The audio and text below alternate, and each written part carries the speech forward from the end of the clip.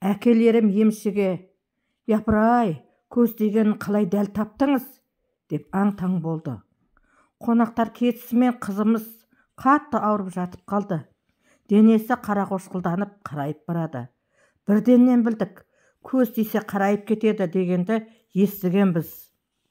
Қонақтардың қанша қызымызға сүйсініп, алғыр өткір пысық күлгені де әдемі сүп-сүйкімді екен. Айналайын, бой жетіп өссе талайды елтетін қыз болайын деп тұр екен. Бізде де ұлдары бар. Әлде бізбен құда боласыздар ма? Сыйластығымыз жалғасады деп таңдайларын қағып, базыналарын айтқанын көзімізбен көріп, құлағымызбен естідік. Содан жылдам арттарынан, яғни соңынан қуып барып, пойызға шығайын деп тұрған жерлерінен үйге жалынып қайтарып әкеліп, өтініп алып келдік.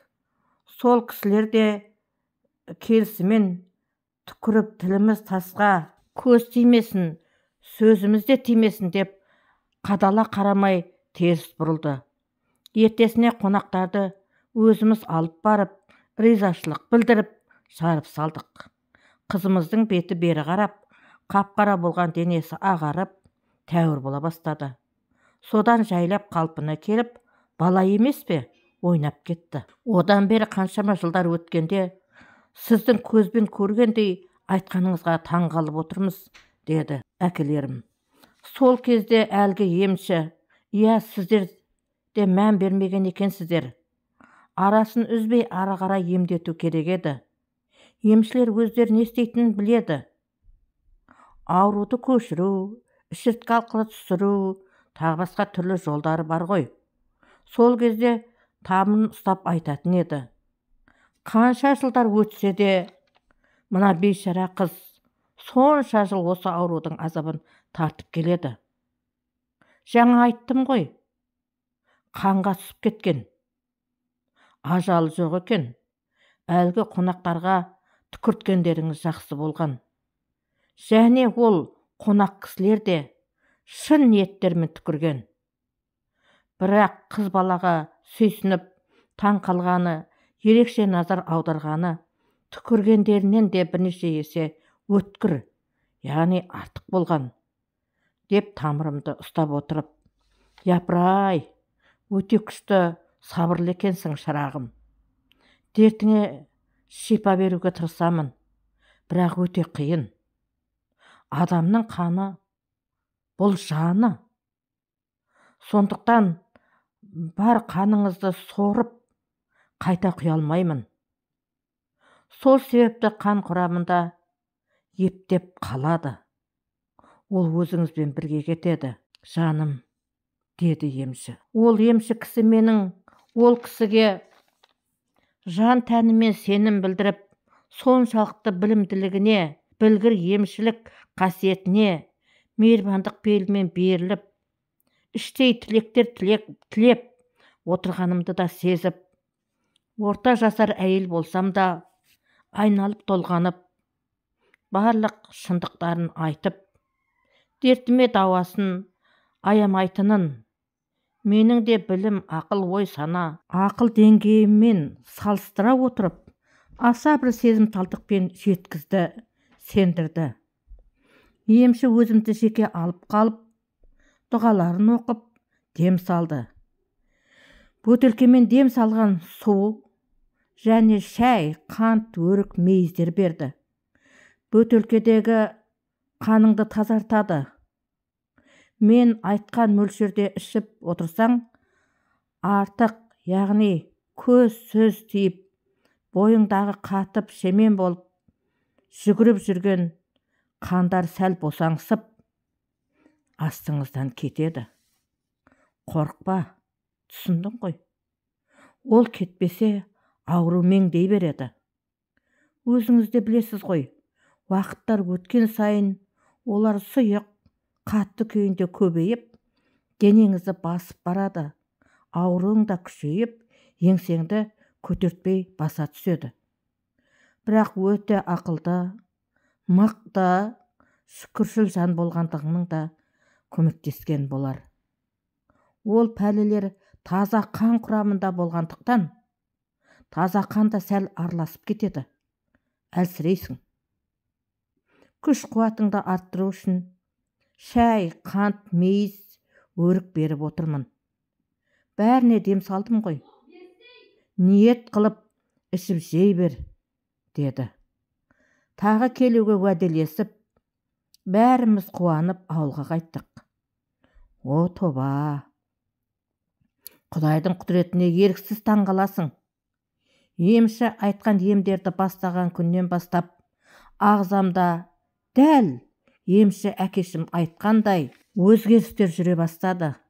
Денем жеңілдеп, әлгі еңсемді басқан пәле азая бастады. Жаным сая тапқанына қуанамын. Шалым да ой Аллай, дұрысталып келе жатырсың деп қуанып жүр. Бұрынғыдай тез шаршамаймын. Жұмысқа деген ерекше құлшыныс пайда болды. Шалым екеуміз құдайлап, күдігімізден гөрі үмітіміз арта бастады. Жарықтық шалым, өмірдегі сүйенішім, ешкімге тең көрмейтін жарық жұлдызым. Екеумізде де мейірім мен шапағат бірдей толысып тұратын Құдай қосқан қосағым. Бұл күнде сағынышыма айналған балаларымның әкесі, немерелерімнің атасы, менен де бұрын. Күнім емші көкіңе екінші рет барамыз деп едіңдер, қашан барасыңдар деп асыққан болатын. Сонымен бірінші рет бірге барған тобымызбен емші әкемізге уәде бойынша екінші рет келдік. Үйіне келіп есікті қақсақ, қыбыр еткен жан жоқ. Есік тас жабылған. Тұрып есік қағып, ештеңе таппаған соң, үйін айналып, ауласын араладық. Ағаштар арасынан бір кісі бізді көріп, айналасына үрке қарап тұрып, сабырлап: ол кісіні мына өкімет, еске діни сенімдегі адам қамауға алу керек. Бұл адамдарды дұғамен емдеймін деп, дінге бас идіріп жүр деп қудалап жатыр. Қайда басы ауса, сонда бас сауғалап қашып жүр. Мұнда келмейді, деді. Салымыз суға кетті. Бәріміз өкіндік. Өтініш еттік. Қайда екенін айтсаңыз, ешкімге білдірмей жолықсақ деп. Әуре боласыздар. Шықпайды, сөйлеспейді. Әдей ұстау үшін біреулер жіберді ме деп қорқады, деді. Бізді ертіп, өзіңіз жүріңізші деп жалындық. Жолай қол көтеріп, елеусіздеу көліктерге мініп, сатылап, Ташкенттің сырт жағында бір сарайлар, қоралар бар ығы-жығы жерге келдік. Көктем болатын. Сыртында егістік жерлер жаңадан жыртылған. Арықтарға енді ғана су келіп жатыр екен. Бізді бір қалтарысқа жасырып қойып, әлгі кісі ығы-жығы арасымен әрі қарай өтіп кетті. Әлден уақытта емші көкені ертіп шықты. Менің жағдайым осылай болып тұр. Ем жасауды да қойдым. Тек сіздерге амалсыз шығып тұрмын. Оның бәрінің күл талқанын шығарды белсенділер. Ал сіздерді енді немен емдеймін? Деді де, бір жерде жатқан бөтелкені алып маған берді де, ана арықтан су құйып әкел, деді. Ішіміздегі біреу: ол су лай екен, енді келіп жатыр, жаңа көрдік, деп еді. Не де болса әкел, басқа су жоқ, деді емші. Арыққа барып бөтелкені шайып қанша әрекет жасасам да, лай саңдау су құйып әкелдім.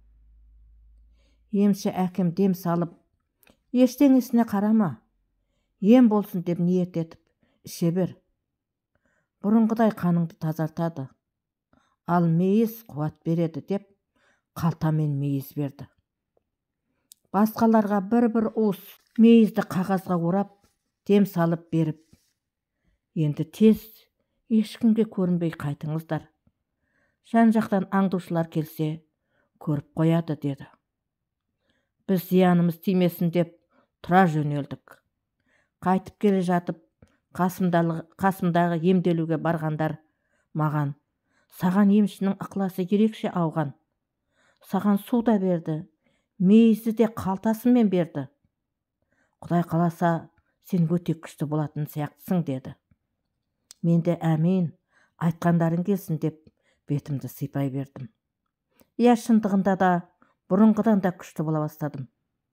Анда-санда болмаса бұрынғыдай көп әлсіреп, өңім қашып, қиналмайтын болдым. Емші қолымды ұстап тұрып: қызым, тағы бір келіңдер деп айта алмай тұрмын деген болатын. Жолай бәріміз соны есімізге алып, тағы бір келіп, жасырынып көрінбей ем алайық. Өзіміз су, өрік, мейіз, шәй, тағы басқаларды әкеліп, дем салдырып алып ішейік деп келістік. Бәріміз 3-ші рет баруға келісіп, әне міне жолға шығамыз деген кезде мектепке тексеру келіп қалып, мен бара алмай қалдым. Менен басқалары бәрі барды. Бірақ өкінішпен оралды. Емші көке қайтыс болыпты. Мен де өкіндім. Өйткені баяғы жұдырықтай, жаңғақтай, өріктей, түйіршік пәлелерден құтылдым. Бірақ майдаларының өзі әлі де өлмейтін пәлелер екен. Әр кезде сыр беріп, сәл-сәл мазамды алып қояды. Әттең енді бір барғанымда олар да құрып, қаным тазарып, өзім қуаттанып, жарқырап шығарма едім деген ойлар келеді. Бірақ шүкір, осында емшіге жолықтырған Аллаға ризамын.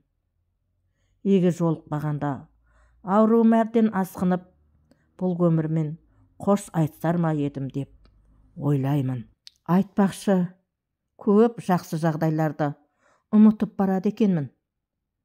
Жаныңда жүрсін жақсы адам демекші, өмірімде үнемі менің жаныма жақын жандар кездесті. Бәрі де қамқорлығын, көмегін аяған емес.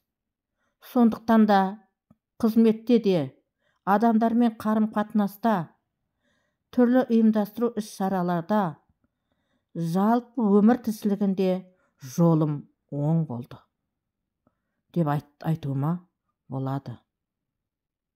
Институтта оқып жүргенімде махаббат хикаялары кітабындағы жан досым Дүйсенкүлдің сол қалада тұратын әпкесі, яғни Күлипаш әпкем, темір жол вокзалына жақын тұратын бір емші әжеге алып барып, дем салдырып жүрді. Әпкенің бұл жанашырлығы, екінің біріне бұйыра бермейтін өлшеусіз жақсылығы менің қатты ауырып, құлдырап кетпей, оқуымды оқып, аудармалар жасау, естеліктер, көркемсөздер жазу, тағы басқа шығармашылықтармен айналысуыма көмектесті. Жастық жігермен ойымды дамытуға, өремнің өзгелерден озық болып, ғылыми еңбектер бастап, ғұлама ғалымдармен тең дәрежеде пікірлесе білуіме оң жолымды ашты. Құдайдың құдіретіне, пендесіне берген таланты мен тым жетік сезіміне таң қалып тамсандым. Одан кейін де қанша емшіге бардым. Бірақ дәл ол емші кісідей білімін, сезімін, талантын, ризашылық пен сүйіспеншілігін ұштастырып, емдей білетін емшіні көрген емеспін. Кейде өмірімнің ұстаздық еңбегімді де тап осы емші көкемнің әдісі мен тәсіліне ұқсатамын. Бұл мақтанғаным емес. Өзім айтпасам да бәрібір сырттай көріп жүрген жақын дос-жарандарым байқап, өзіме айтып жүреді. Өйткені білім, талант, дарындылық биіктіктері салыстырып қараған кісіге таулар сияқты. Алыстаған сайын биіктігі мен аласа таулар өлшемей-ақ салыстырмалы түрде көрініп тұрады екен. Оған өмір, тағдыр талқысы, айналаңдағы жақын жандар куә және дәлел бола алады. Бұрынғы қайғыма емші көкеннің қайтыс болғаны қосылып, шалыма көрсетпей, етегім толып еңіреп жылап жүрдім. Кейде үйде оңаша Қайрат екеуміз отырғанда, шалымды аяп, шыдай алмай, Қайратты құшақтап, өкіріп жылап отырамын. Үйде Қайрат екеуміз оңаша қалатын болғанымызға да біраз жылдар өтті. Бұл кезден көп жылдар бұрын қайнағам ауыл шетінен жер алып, сарай салып, бөлек шығарған болатын. Ата енем, кейін бізде барамыз, қазір барсақ мына балалар жас. Әже, ата деп бізге еріп, шұбырып, екі ортада қиналады. Әзірге салып жатырыңдар, кейін қолдарыңа барамыз деген болатын. Қайрат деп отырғаным, мен сол үйге келін болып түскен кездерден бастап, біздің қасымызға жатып жүрген қайнағамның баласы. Біз бөлек шыққанда 5-6 жасқа келген болатын. Бізден қалмай, мен де барамын деп, бізбен еріп келді. Бізде еріп келгеніне қуандық. Ол өз еркімен келмесе, зорлап әкеле алмаймыз ғой. Одан бері мектепке барды, оқыды, есейіп келеді. Ата енем, әке шешем, туыстар, бауырлар, дос-жарандар, көңілі жақын жандар барлығы тілеуімізді тілеп, Алладан бала сұрап, ал біз жылап еңіреп жүріп өмір өтіп жатыр. Алданышымыз Қайрат. Және мен ұстаз болғандықтан, елдің балдарының барлығы менің балам сияқты. Жұмысқа барсам ойым бөлінеді. Балалармен әзілдесіп, оларды еркелетіп, күлдіріп, өзім де толассыз оларға қосыла күліп, ұмытып кетемін. Үйге келіп, ұстаз болғаныма шексіз қуанамын. Әрине қиындығы да жетеді.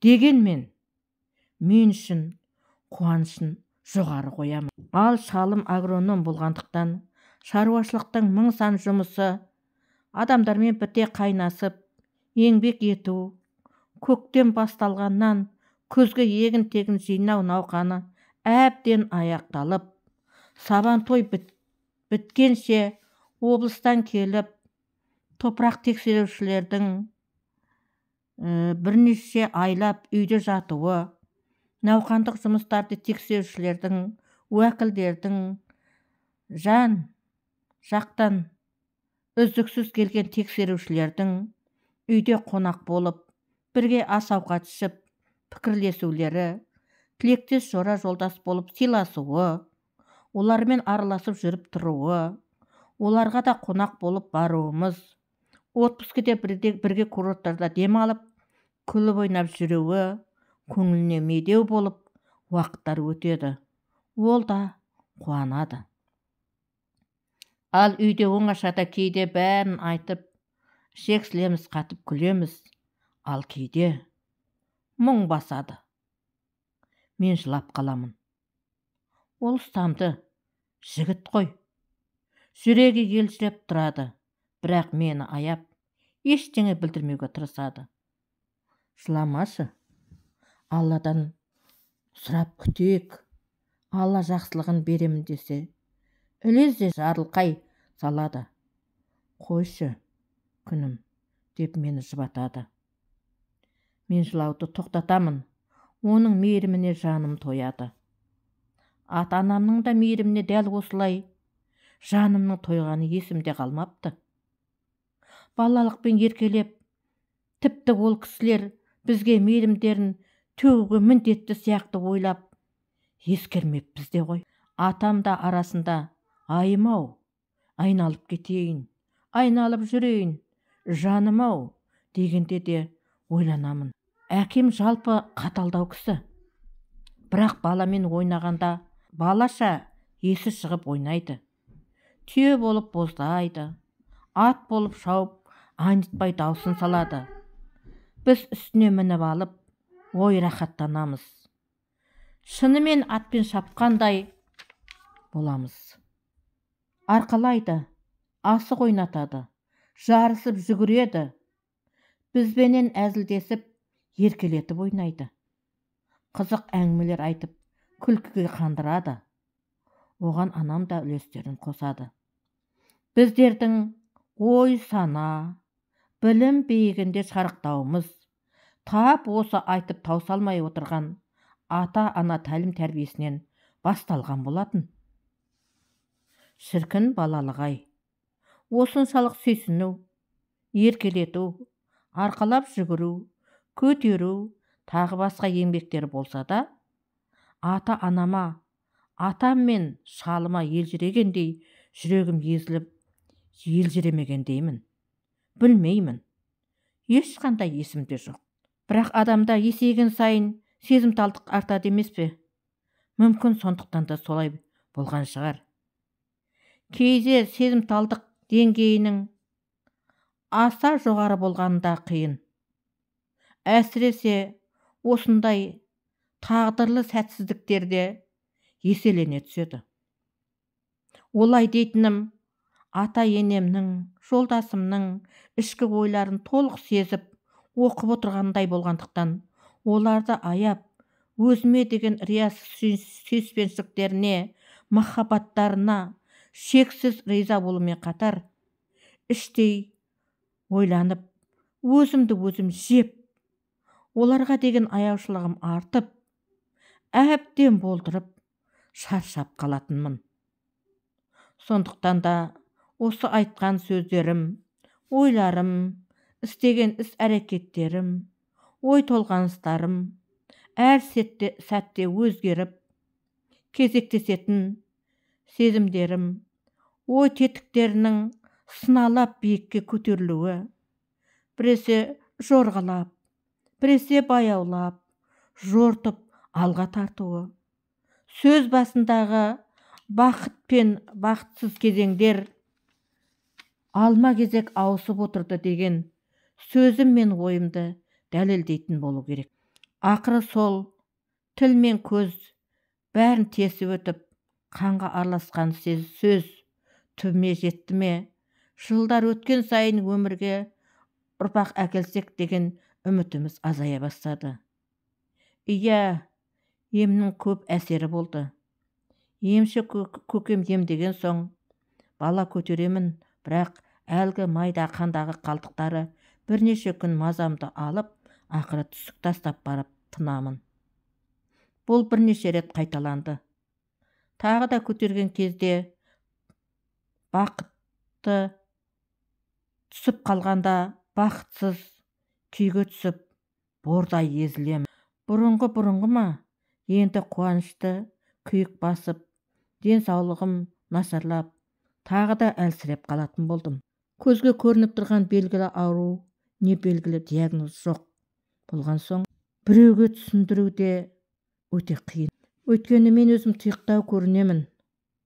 Жалпы жұртқа тұрған жерде әңгіме айта бермеймін. Болмысымда ондай дағды жоқ.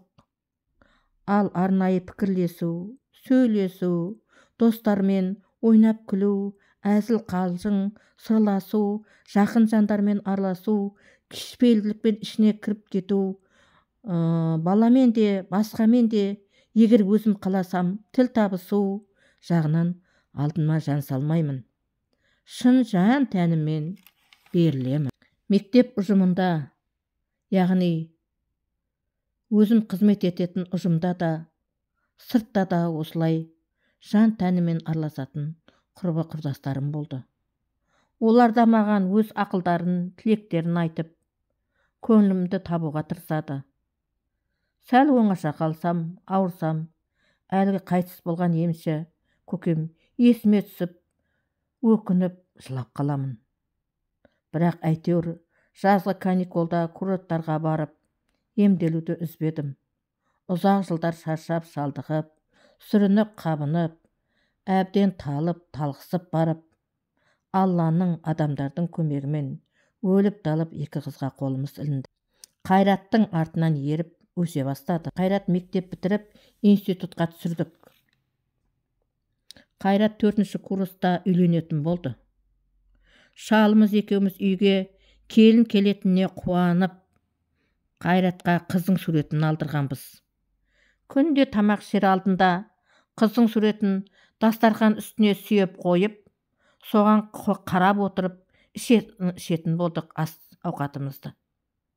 Сіздер үшін бұл көрініс өрескел көрінер, ал біздер үшін үйге келін түсетін ерекше қуаныштың көрінісі еді. Бұл әрекетімізді көрген 5-6 жасар қыздарымыз ештеңе айтпай-ақ шай тамақ алдында дастархан үстіне әлгі қыздың суретін қоятын болды. Ақыры келін түсіріп, арқа-жарқа болып, той, беташар бәрін өткізіп, қайтадан оқуларына жібердік. Жарты жылдан кейін оқуларын бітіріп ауылға келді. Алған мамандықтары бойынша Қайратты мектепке, келінді балалар бақшасына жұмысқа тұрғыздық. Алланың бұйыртқанына, көрсеткеніне шүкіршілік қылып, барға қанағат етіп, қуанышты болдық. Мен де келінмен сырласып, күлкілі оқиғаларды айтып, үйіміз үлкен отбасына айналып, өмірге немерелер келіп, мәре-сәре болдық. Бұл тоқырау жылдары болатын. Елдің бәрі киелі Түркістанға ағылып келіп, базар аралайтын, сауда жасап, аладор барқылап күн көретін. Олар да Түркістанға келіп, сауда жасап, жақсы табыс тауып, үй салып, Түркістанға көшті. Бұл кезде қыздар бой жетіп қалған болатын. Бірі 18, бірі 19 жасында тұрмысқа шықты. Екеуінде қазақы салт дәстүр бойынша қолдан ұзаттық. Екеуі де жоғарғы оқу орнын бітірді. Олар да өмірге ұрпақтар әкеліп, немерелер көбейе бастады. Шал мен екеуміз, біздің де көретін қуанышымыз, жарық дүниеміз бар екен, Алла жарылқады деп бақытты күндерді бастан кеше бастадық. Алланың қалауымен біздің бағымыз тасып, құда-құдағайларым да жақсы әулеттен, жақсы жандар болып кезікті. Осылай немерелер өсіп, құда жекжаттармен араласып, құраласып, көңіл шіркін орнына түсіп, өмір жалғаса берді. Алланың күшті құдіреті-ай. Алла өзі қынжылтып, одан қуанышқа жеткізеді. Құзға түсіріп, қайта шығарып алады. Қиындықты қызықпен ауыстырады. Жер бетінде қанша адам болса, сонша түрлі тағдырды тоғыстыра келіп, мұрат мақсаттарына жеткізеді. Кей адамдар бәрін өзінің күштілігімен, ерекшелігімен қолдан өзі жасап алғандай болады. Осындай көз тию, сөз тию дегенге де сен бермейді. Әрине, кейде өтірікші сиқыршыларға сенбеуге де болады. Бірақ Алланың құдіретті күші екендігін мойындау керек екен. Мен өз көзіммен көріп, өз басымнан өткізген соң, еш сөзім жоқ. Аллаға сыйынамын. Әңгіме барысында емші айтқан оқиғаны білдіңіздер. Емнің әсерлерінің де дәл емші айтқандай болды. Япыр-ай, қандай күшті Құдайдың құдірет. Біздің де керемет білгір Алланың да адамзатқа сыйлаған ғажайып сыйлығы, Құранмен қаруланған емшінің де наным сенімі маған дәл сондай диагноз қоюы өте дұрыс екендігіне көзім жетті. Өйткені қазіргі заманымыздағы озық ойлы психолог имам Нұрланның бір сұхбатында жалпы діни наным сенімдерге кірмейтін, әйтеуір жобамен айтылған дақпырт, шындыққа жанаспайтын нанымдарға сенуге болмайды. Бірақ көз тию, сөз тию деген анық бар нәрсе. Халық арасында бұрыннан болған, олардың түрлі емдеу амалдары бар екендігін дәлелді түрде айтқанын өз құлағыммен естіп, көзіммен көрдім. Жаратылысынан ерекше жаратылған, біреуге қатты назар түсіп, өте сүйсіну сезімі болса, көзі тиетін кісілер болады. Сөзімді дәлелдеу үшін айта кетейін. Менің атамның, яғни шалымның әкесінің де, шалымның да көзі бар еді. Білмеймін, тұқым қуалайды ма, әйтеуір солай. Енем шалдың көзі тиеді деп жүрсем, құрбанымның да көзі бар екен. Анау-мынау тәуір нәрселерді оларға көрсетпеңдер. Шал атқа ой жануар деп сүйсініп өлтіріп қойған деп отыратын. Менің шалым да бағып отырған тоқтыларымыздың біреуі ерекше семіргеніне сүйсініп таң қалғаны сол еді. Сәлден соң